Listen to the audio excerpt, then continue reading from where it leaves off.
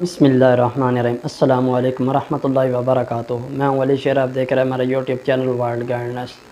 آج کی اس ویڈیو میں آپ کے لیے ایک اور نبوی دعا لے کر آیا ہوں، جو کہ اس دعا کو پڑھنے سے آپ اللہ تعالیٰ سے وہ چیزیں مانگ لیں گے کہ جو آپ کی دنیا اور آخرت کے لیے انتہائی اہم ہیں، اور اس دعا کو آپ کی سکرین پر بھی چلایا جائے گا تاکہ آپ یہاں سے دیکھ کر بھی یاد کر سکیں۔ اور یہ دعا بالکل ہی آسان ہے، اور اس دعا کو آپ صبح شام لازمی ہی پڑھا کریں۔ مزید ویڈیو کو آگے بڑھانے سے پہلے اگر ابھی تک آپ نے ہمارا چینل سبسکرائب نہیں کیا تو سبسکرائب کریں، ساتھ گھنٹی کے بٹن کو ضرور کلک کر لیں تاکہ نئی آنے والی ویڈیو آپ کو وقت پر مل سکے۔ تو یہ جو دعا ہے، یہ دعا اس طریقے ہے کہ آپ کی سکرین پر بھی یہ چل رہی ہے تاکہ آپ یہاں سے دیکھ کر آسانی سے یاد کر سکیں۔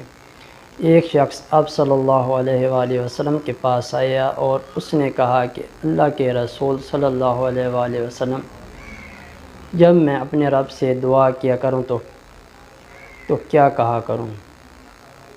تو آپ صلی اللہ علیہ وآلہ وسلم نے فرمایا، کہو اللہم اغفر لی وارحمنی وعافینی وارزقنی۔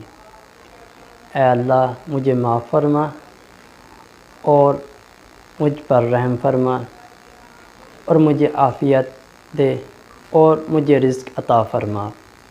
تو اس کے بعد آپ صلی اللہ علیہ وآلہ وسلم نے انگوٹھے کو نکال کر 4 انگلیاں جو باقی ہیں ان کو جو ہے وہ بند کر لیا اور فرمایا، یہ 4 چیزیں تمہاری دنیا اور آخرت کو جمع کرنے والی ہیں۔